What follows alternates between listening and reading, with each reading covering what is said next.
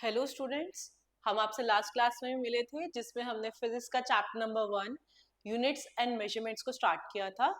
मेरा नाम हरनीत है। आपको कोई भी डाउट्स होते हैं पिछली वीडियो में, इस वीडियो में, आप कमेंट सेक्शन में हरनीत मैम करके पूछ सकते हैं। चलिए आगे चलते हैं। हमने बात करी थी लास्ट क्लास में फिजिकल क्वांटिटीज की, जिसमें हमने उनको 3 कैटेगरीज में डिवाइड किया था।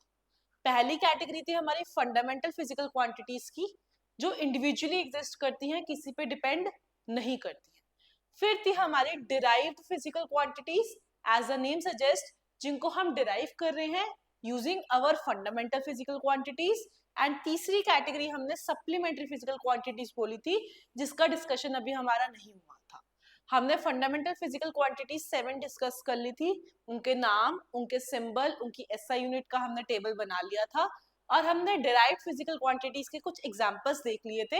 उसी के आगे आज हम कंटिन्यू करेंगे। आज मैं सबसे पहले फिजिकल क्वांटिटी आपके साथ लूंगी, जो आप 9th स्टैंडर्ड में भी पढ़कर आए हो, वेलोसिटी, जिसको आप कंपेयर करते थे स्पीड के साथ। आप बोलते थे वेलोसिटी वेक्टर क्वांटिटी है एंड स्पीड आपकी स्केलर क्वांटिटी है, क्योंकि वेलोसिटी में आप डायरेक्शन को कंसीडर कर रहे हैं, प्लस माइनस साइन मैटर करता है।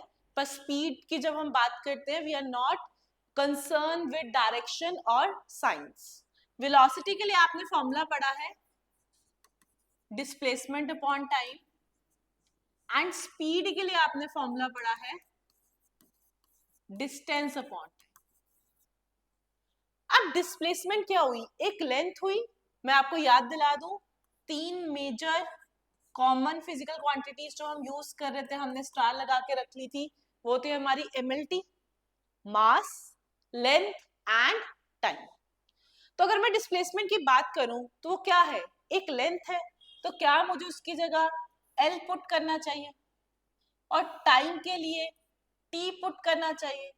क्योंकि एम पे डिपेंडेंस नहीं आई, तो हम m की पावर 0 लिख सकते हैं कि वो मास पे डिपेंड नहीं कर रहा, and something to the power 0 is 1। l पे डायरेक्टली डिपेंड कर रहा है, तो पावर 1 लिखो ना लिखो एक बात है। t पे इनवर्सली डिपेंड कर रहा है, तो क्या ऊपर आके आपकी पावर -1 हो जाएगी?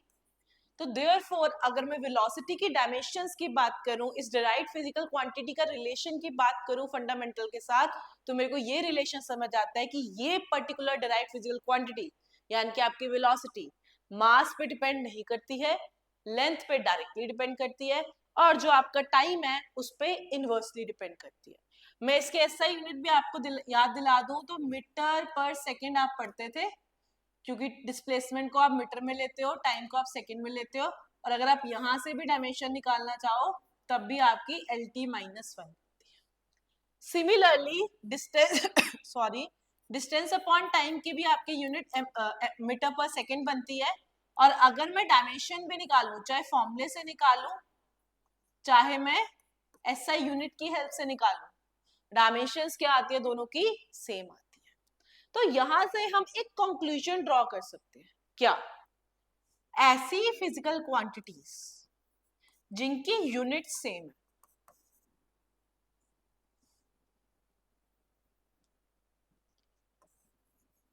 उनकी डायमेंशंस भी क्या होंगी? सेम। यानी कि उनकी जो डिपेंडेंस है फंडामेंटल क्वांटिटीज पर, वो भी क्या रहेगी? आपकी सेम। ऐसे एक और एग्जांपल ले लेते हैं।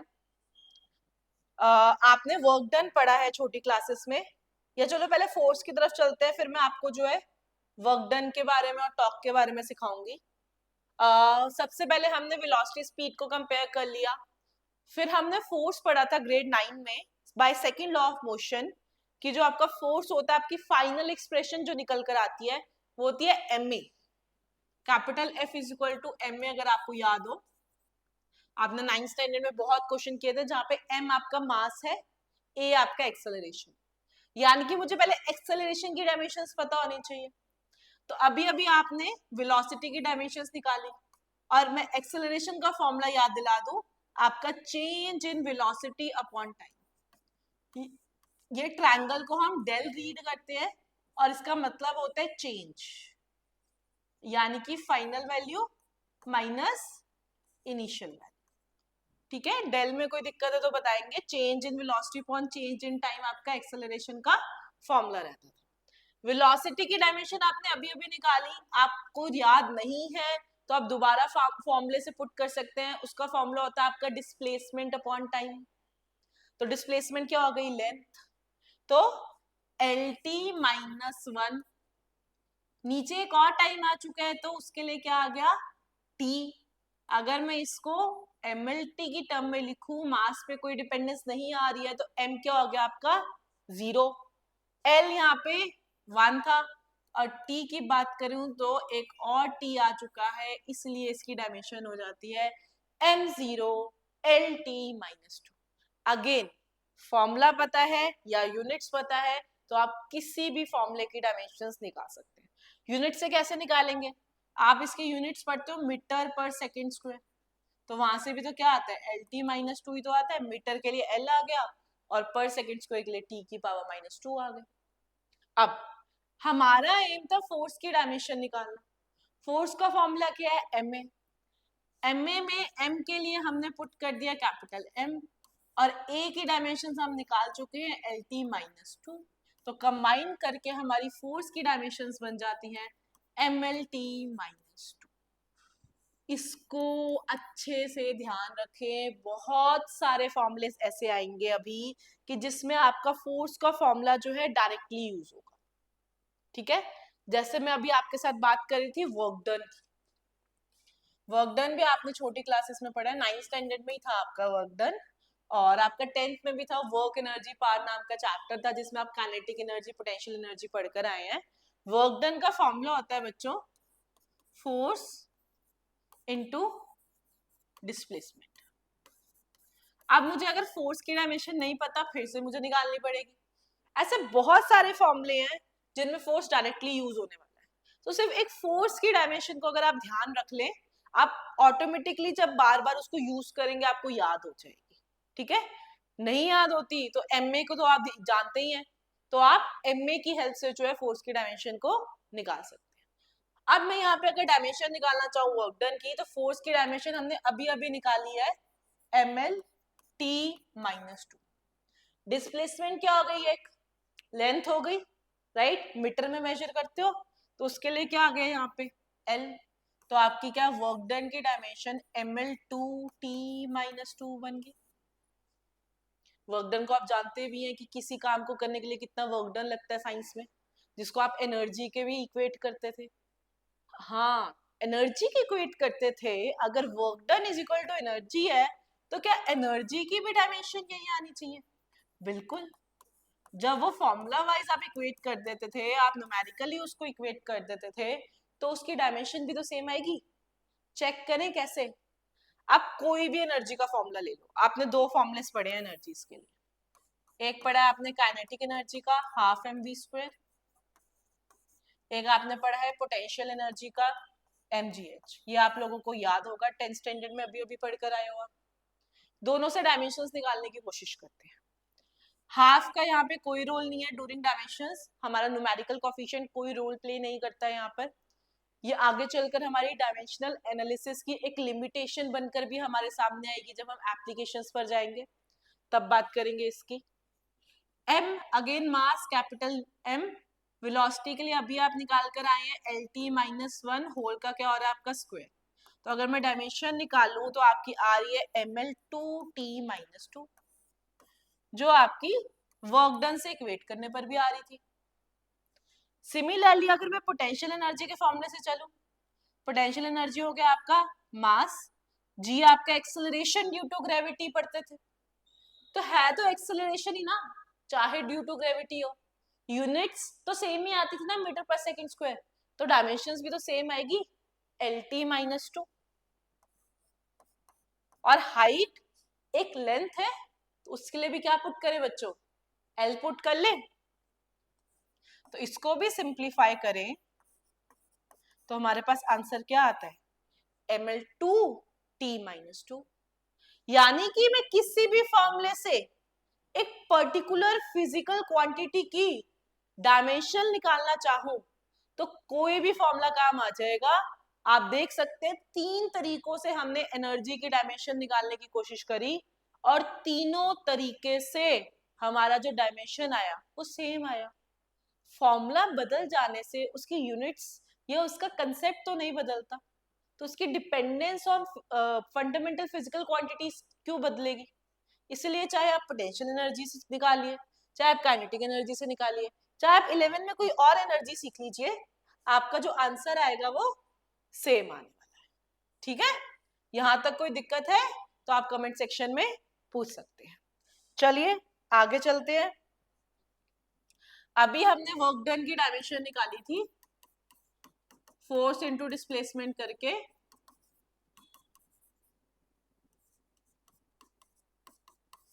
जो आई थी ml2t-2। ऐसे ही बच्चों हम 11th में एक टर्म पढ़ेंगे टॉर्क। थोड़ा सा मैं आपको हिंट दे देती हूँ टॉर्क होता क्या है।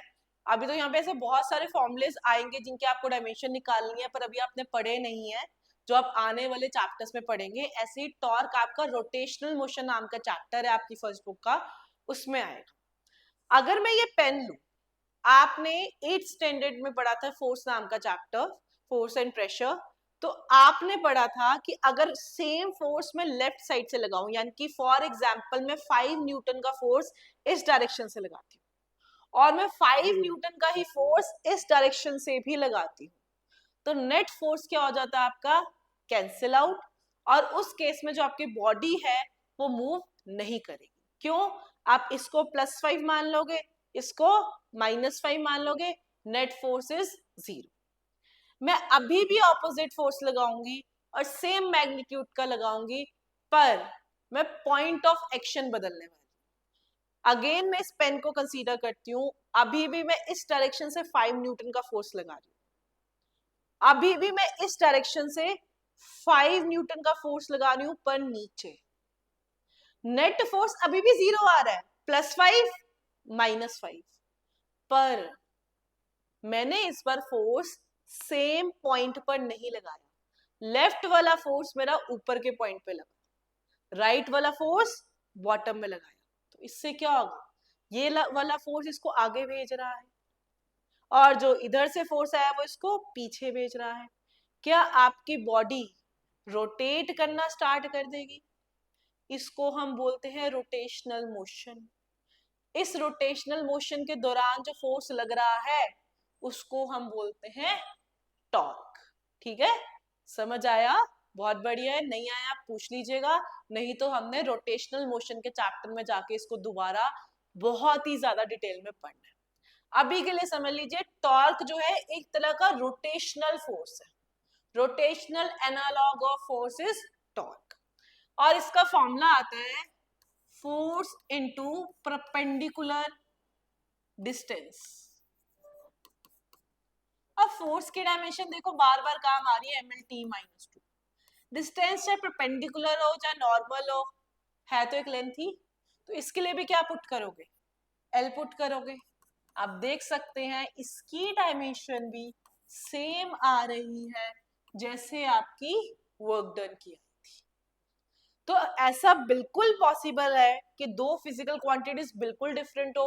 अब वर्क डन बिल्कुल डिफरेंट कंसेप्ट है आपका, टॉर्क आपका बिल्कुल डिफरेंट कंसेप्ट है, पर जो उनकी डिपेंडेंस है फंडामेंटल क्वांटिटीज पे वो सेम आ रही है। इसकी वजह से उनकी जो डायमेंशंस हैं या यूनिट्स हैं वो क्या आ रही हैं? सेम आ रही है।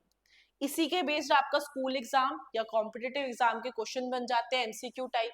कैसे क्वेश्चंस होंगे? आपको 4 ऑप्शंस दे रखे होंगे, उसमें कॉम्बिनेशंस दे रखे होंगे कि आप चेक करिए कि कौन से कॉम्बिनेशन की सेम डायमेंशंस है, या उल्टा भी पूछा जा सकता है कि कौन से कॉम्बिनेशन की सेम डायमेंशंस नहीं है। ठीक है, अगली डायमेंशन की मैं बात करूंगी आपके साथ, आपका capital G, universal gravitational constant. जानते हैं इसको? 9th स्टैंडर्ड में एक ग्रेविटेशन नाम का भी चैप्टर था आपका। आप कुछ ये फॉर्मूला पढ़ते थे, force is equal to capital g m1 m2 upon r², जहां पर m1 m2 आपके दो मासेस होते थे पॉइंट मासेस छोटे छोटे, आर उनके बीच का डिस्टेंस होता था, और आप उनके बीच में ग्रेविटेशनल फोर्स की वैल्यू कैलकुलेट करने के लिए फॉर्मूला यूज करते थे। और इस कैपिटल जी को यूनिवर्सल कांस्टेंट इसलिए बोला गया था क्योंकि ये किसी चीज पे डिपेंड नहीं करता, यानी कि मैं पूरे यूनिवर्स में जाके कहीं पर भी इसकी वैल्यू देखूं सेम आएगी। एनवायरमेंट बदलने से इसकी वैल्यू चेंज नहीं होती, कांस्टेंट रहती है यूनिवर्सली, इसलिए जो इसकी डिपेंडेंस चल रही है वो भी थ्रू आउट क्या चल रही है, कांस्टेंट चल रही है। अब हमने इतना तो सीख लिया कि किसी की डायमेंशन निकालनी तो उसके लिए हमें क्या चाहिए, उसका फॉर्मूला चाहिए। तो यहां से अगर मैं कैपिटल जी का फॉर्मूला निकालूं तो आर स्क्वायर यहाँ डिवाइड हो रहा था, वहां जाके 4 से क्या हो जाएगा, मल्टीप्लाई हो जाएगा, और m1 m2 यहाँ मल्टीप्लाई हो रहे थे, वहां जाके डिवाइड में चले जाएंगे। अब हम इनकी डायमेंशंस पुट कर देते हैं। फोर्स की डायमेंशन देखो फिर काम आ रही है आपके, बहुत सारी ऐसी क्वांटिटीज आएंगी जिसमें फोर्स की डायमेंशंस डायरेक्टली पुट होंगी। mlt-2 आर स्क्वायर के लिए लेंथ है तो एल स्क्वायर हो जाएगा, m1 m2 दो मासेस हैं तो दोनों के लिए m आ जाएगा, m से m कैंसिल हो जाएगा और आंसर आ जाएगा m-1 l की पावर 3 t-2। अगेन फॉर्मूला पता चल जाए तो हम किसी भी फिजिकल क्वांटिटी की डायमेंशन को निकाल सकते हैं। हम और एग्जांपल्स के साथ मिलेंगे आपको नेक्स्ट पार्ट पे। Thank you.